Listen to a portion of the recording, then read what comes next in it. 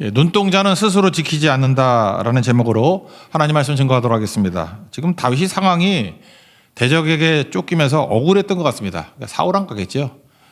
하여튼 간에 우리에게 중요한 건 뭐냐 하면은 하여튼 가난하면 안 되고 억울하면 안 됩니다. 자꾸 누굴 가난하게 만들거나 또는 가난한 사람을 놔두거나 그러면 안 되고 또 억울하게 만들면 안 됩니다. 그래서 율법 정신이 뭐예요? 가난한 자가 없게 하는 것, 억울한 자가 없게 하는 것. 지금 다윗의 마음은 쫓기니까 마음이 가난하죠. 의절겁잖아요. 가난한 상태. 또 하나 억울하죠. 그걸 하나님 앞에 지금 토로하는 것입니다. 건져달라고. 그래서 오늘 17편의 내용은 사실은 우리의 기도일 수 있습니다. 우리도 날마다 가난하고 날마다 억울하잖아요. 그때 하나님 앞에 부르짖는 기도, 그런 겁니다. 첫 번째 살필 건 뭐냐? 모든 가치는 관계에서 나온다는 것입니다. 기독교는 관계입니다. 우리가 칭의 그러잖아요. righteousness, 칭의. 이게 관계란 뜻이거든요. 신약에서는 디카이오스네, 구약에서는 체데카라고 하죠. 체데크라고 합니다. 체데크. 의거든요. 의, 관계. 좋은 릴레이션십. 인간의 가치는 능력에서 나오지 않습니다. 관계에서 나옵니다. 그래서 오늘 1절, 15절 보면은 의를 강조하잖아요. 의, 체데크. 그러니까 뭐예요? 하나님과의 관계를 확인하는 거예요. 그게 기도라는 것입니다. 의로운 기도죠. 그래서 1절 보니까 여호와의 의의 호소에 들으소서. 15절 보니까 나는 의로운 중에 주의 얼굴을 배우리니. 다 의잖아요. 그래서 공통점은 이 관계에 있다는 것입니다. 그래서 율법주의 또는 이방 종교와 기독교의 차이점이 뭐냐? 그 관계를 추구하느냐 아니면은 마지막 결과, 현상을 추구하느냐, 그 차이인 것 같아요. 그래서 가치와 의미는 우리는 많은 순간에 본능적으로 능력에서 나오잖아요. 그래서 여러분들 죽어라 능력만 기르죠. 그러지 않습니까? 공부하고 뭐 돈 벌고 다 능력 기르는 거 아니에요? 근데 실제로는 관계에서 모든 좋은 게 다 오는 건데. 그래서 관계를 추구하는 사람은 별로 땀 흘리지 않고 뭐라 그러죠? 발버둥 치지 않아도 다 누리는데 노력으로 살고 능력으로 살고 하는 사람들은 피곤해요. 그러니까 여러분 한번 생각해 보세요.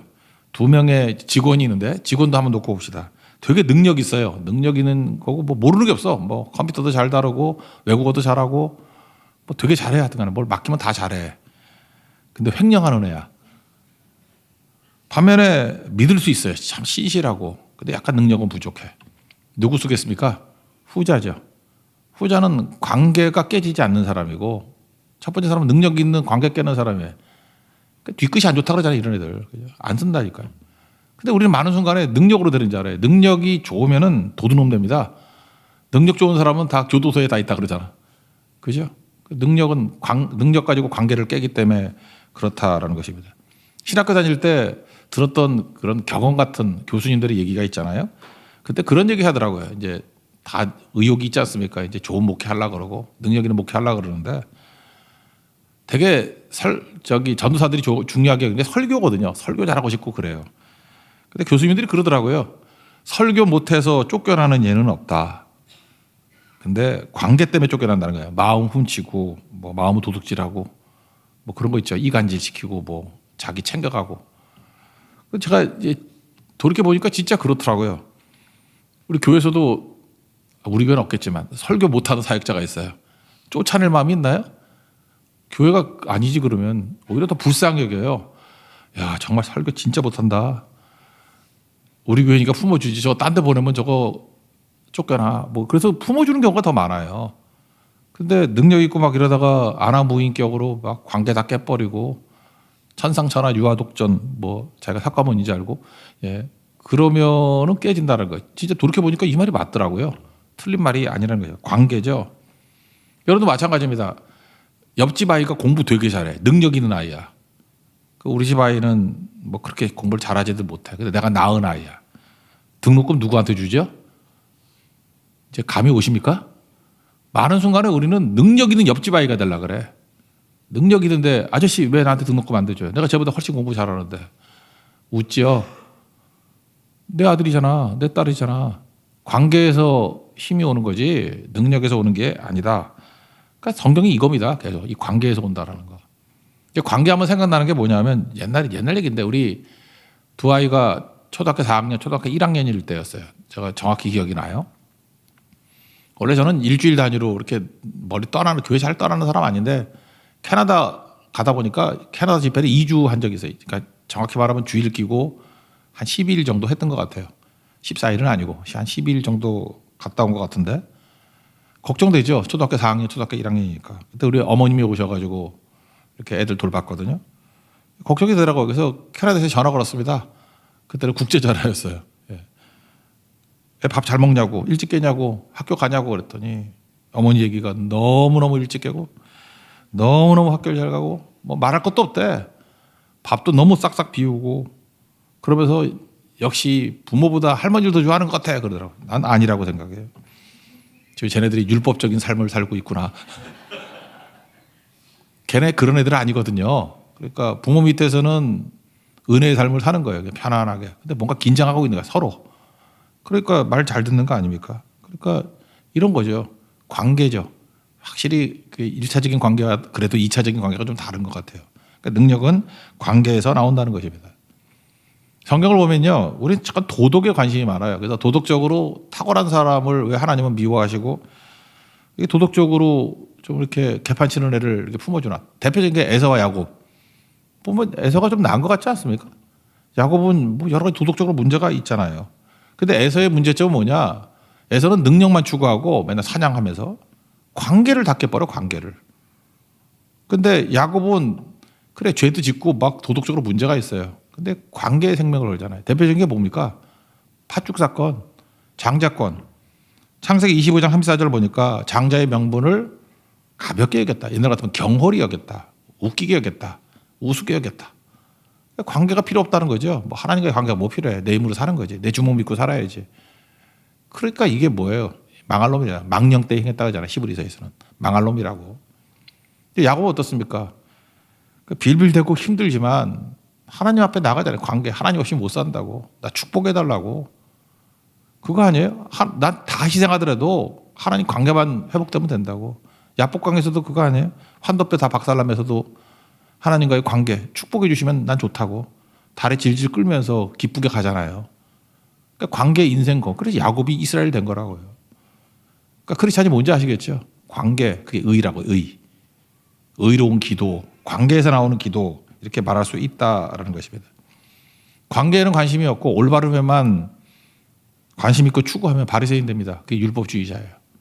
근데 모든 것을 관계에 쏟으면 그게 진짜 자녀됨. 그게 크리스찬의 모습이라는 것입니다. 우리 주변에 그렇잖아요. 옳은데 싫은 사람 있죠. 그 왜 그래요? 그 관계를 무시하기 때문에 그래요. 근데 부족한 투성인데 이상하게 정이 가고 도와주고 싶고 그런 사람이 있어요. 그게 의라고. 의. 관계가 좋은 거라고. 하나님 앞에서 여러분들 올바른 관계 속에 나아가는 믿음의 종 되기를 바랍니다. 그럼 관계를 확인시키는 게 뭐냐? 그게 기도라는 거예요. 그래서 관계에서 나오는 기도를 해야 된다는 것입니다.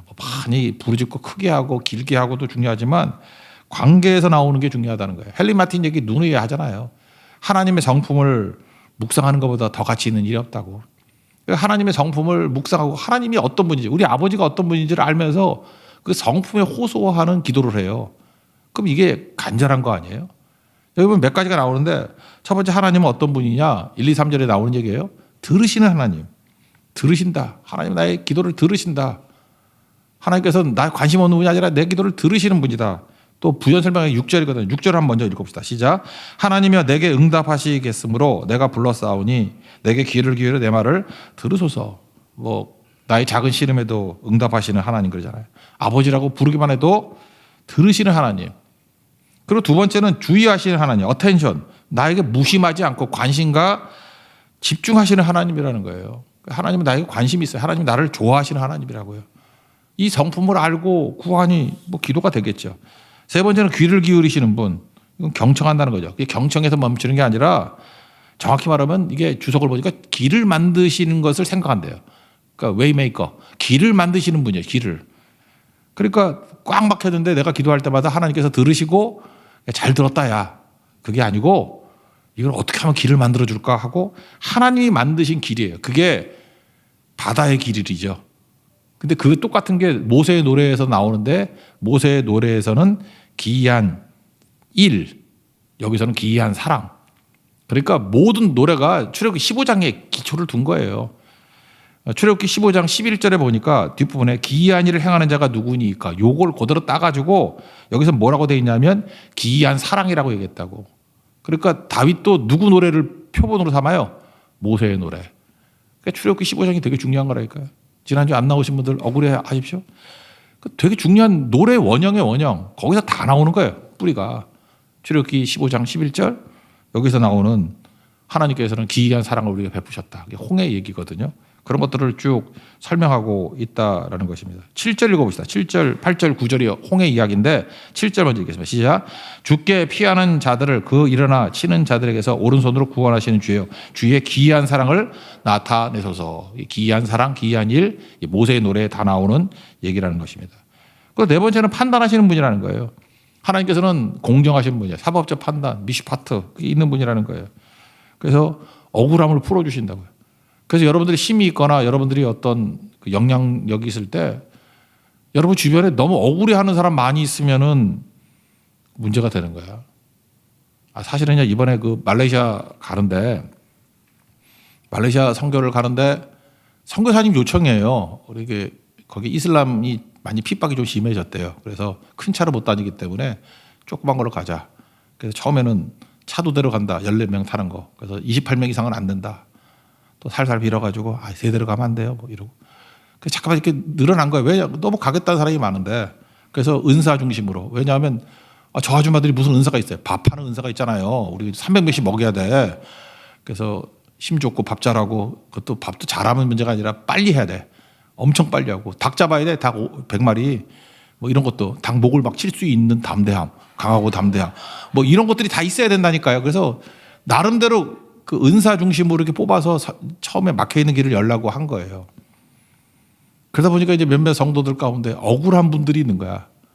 초신자라고 무시하는 거예요. 나 이거 놓고 기도 엄청 했는데 나한테는 연락도 안 하고 뭐 하늘에 사무칩니다. 뭐 말레이시아 선교 못 가면은 난 말라 죽을 것 같아요. 뭐. 그래서 여러분들 죄송한 얘기지만 내가 한두 분 정도는 그래서 구제해 줘요. 초신자 중심으로. 왜냐하면 억울함이 사무치면 제가 죽을 것 같아. 너무너무 억울해하는 것 같아요. 그래서 선교사님 얘기해서 살살 빌고 선교사님 제발 이거 여기까지만 이제 진짜 끝이에요. 이제 더 가면 이제 끝나. 우리 다 납치당해. 이제 더 가면. 그러니까 내가 할 수 있는 한 뭘 해야 되냐 하면은 너무 억울해하면 안 돼요. 억울해하면. 교회가 또 그런 거죠. 뭐 이렇게 일꾼 뽑을 때도 마찬가지죠. 우리 교회도 부작용이 좀 덜한 편인데 뭐 뽑고 나면 그렇게 억울한 분들이 많아. 억울하면 교회가 자꾸 억울한 일을 하면 안 되거든요. 억울하지 않게 될 수 있으면 이렇게 품어갈 수 있는 것들 그걸 해야 된다고. 근데 하나님은 억울함을 풀어주시는 분이에요. 맨날 그러잖아요. 뭐 12지파가 있는데 단지파가 뭐 동쪽으로 와서 단군이 됐다며. 그 사실 아니에요. 그래 백보양보해서 그거 믿는다고 합시다. 그럼 단의 뜻이 뭐예요? 억울함을 푸심이라고. 만약 그렇게 말한다 그러면 우리가 단의 후손이라고 합시다 그러면. 우리의 이름 뜻이 뭐예요? 억울함을 푸심이야.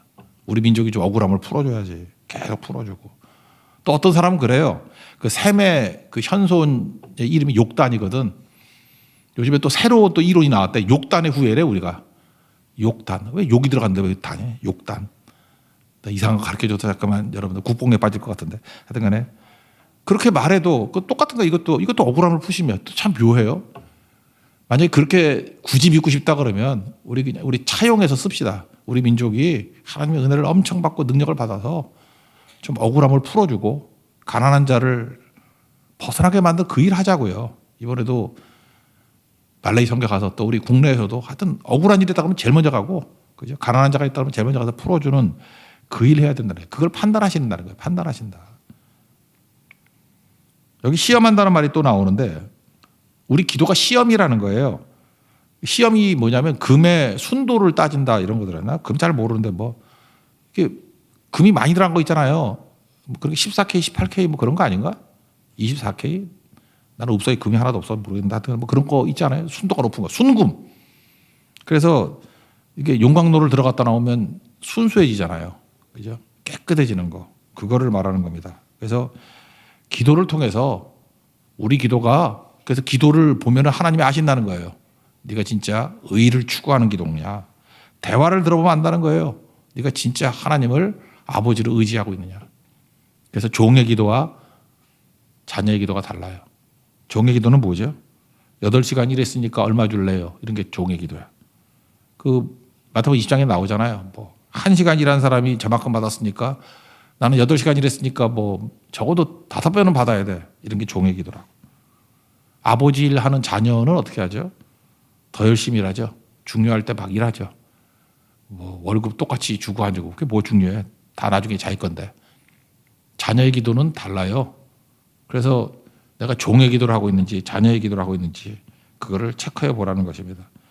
여기 3절 같은 데 보면 흠을 찾지 못했다 그러니까 이게 완벽한 삶을 살았다 그런 뜻이 아니고 방향이 올바르다 그런 뜻이에요. 그러니까 관계에 초점을 둔 인생을 산다.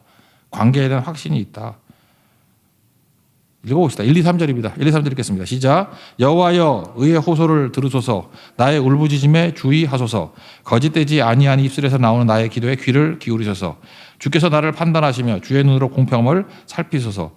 주께서 내 마음을 시험하시고 밤에 내게 오시어서 나를 감찰하셨으나 흠을 찾지 못하셨사오니 내가 결심하고 입으로 범죄하지 아니하리이다. 그러니까 나는 관계에서 하나님 앞에 응답을 받기를 원합니다. 그러니까 방향이 올바른 자다. 이게 흠이 없다. 그런 뜻이라고요.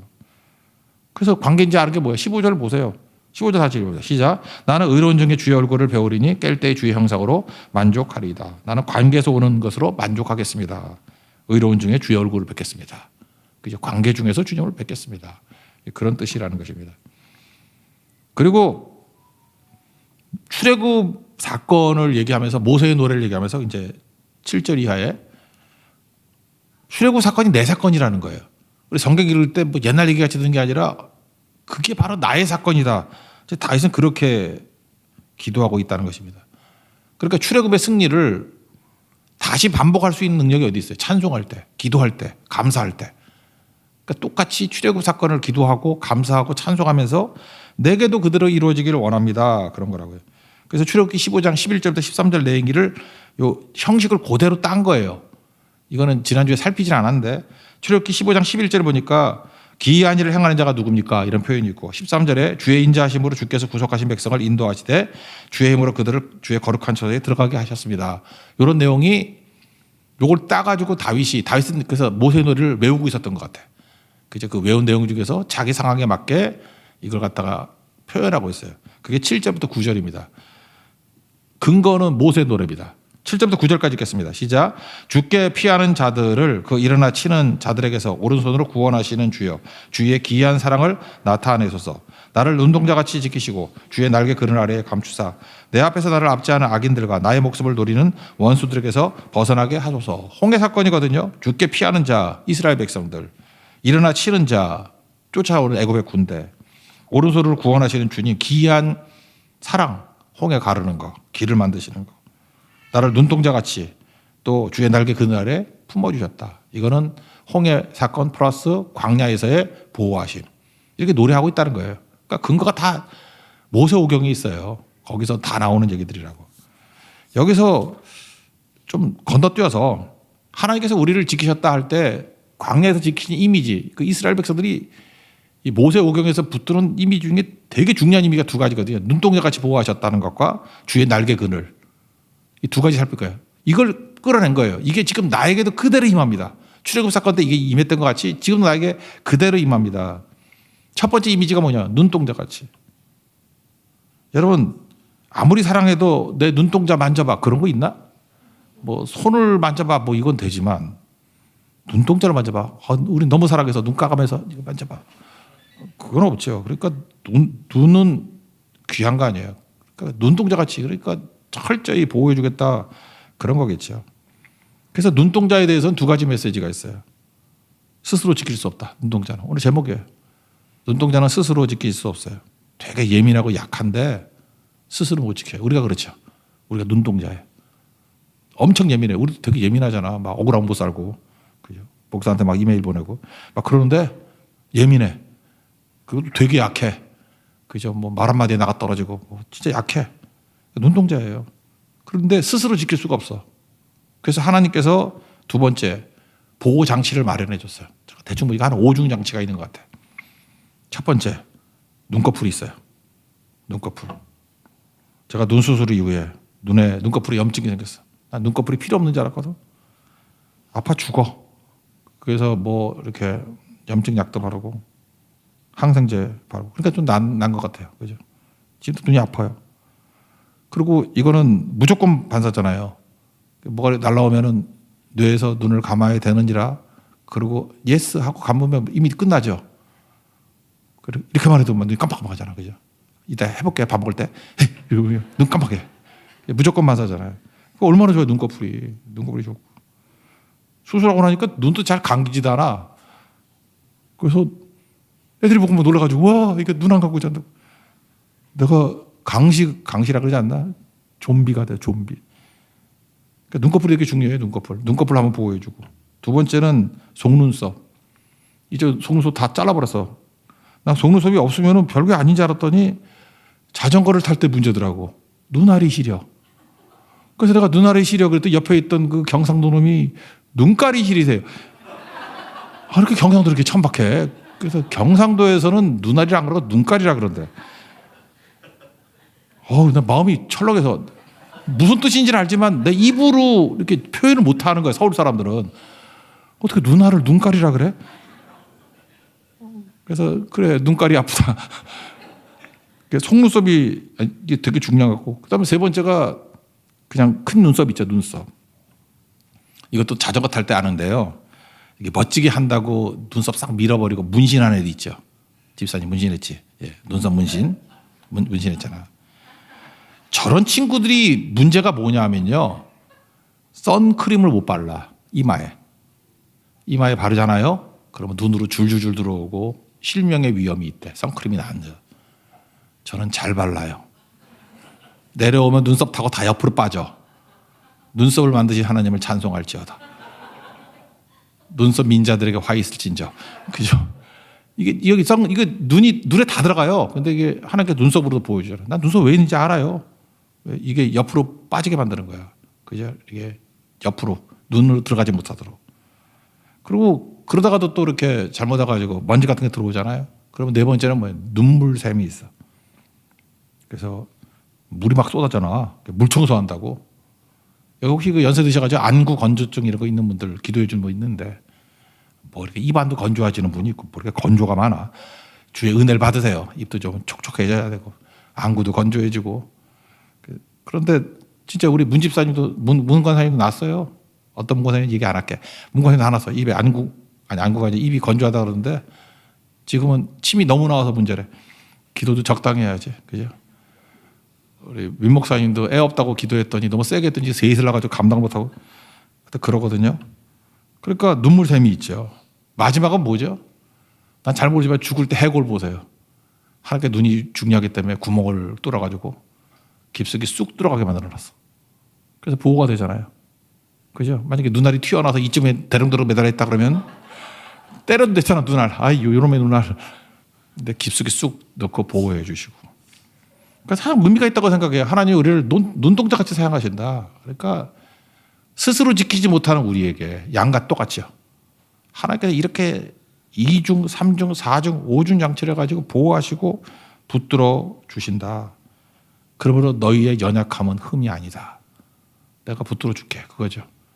그래서 이스라엘 백성은 항상 눈동자 묵상하는 거예요. 눈동자. 또 하나는 주의 날개 그늘. 이건 뭐 설명했으니까 그냥 넘어갈까?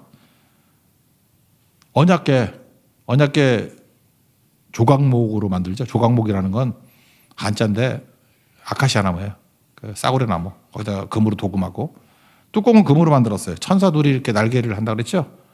천사들이 날개. 그 공간에 1년에 한 번씩 7월 10일 대속죄일에 대장이 들어가서 피를 뿌려요. 그럼 하나님 거기서 만나주시고 죄를 씻어주신다는 거예요. 그래서 속죄소라고 그러잖아요. 그 공간을. 속죄소. 그래서 은혜가 임하는 자리라고 해서 시은자. 히브리서 4장 16절 같은 경우는 걸 은혜의 보좌. 그죠? 때를 따라 돕는 은혜를 얻기 위하여 은혜의 보좌 앞에 담대히 나아갈 것이니라.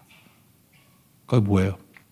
우리가 스스로 해결할 수 없는 문제도 있죠. 죄 문제를 해결해 주시고 죽음을 통과 못 하잖아요. 죽음을 통과하게 하시고 어린 양의 피로. 그리고 심판을 통과하게 하신다. 이 대속죄일 7월 10일 이게 엄청난 일이라고. 이거를 욤 날이라고 키프로 욤 키프로. 근데 이거 제가 얼마 전에 방송 보니까 이름은 얘기 안 할게. 되게 유명한 분이야. 중동 전문가. 모르는 게 없는 분이야. 저도 그분 강의 되게 많이 듣는데. 욤 키프루를 욤 키르프라 그러더라고. 10번 넘게. 저한테 알고 싶으면 개인적으로 물어봐요. 내가 그러면 그거 따놓은 거 있어. 욤 키르프래.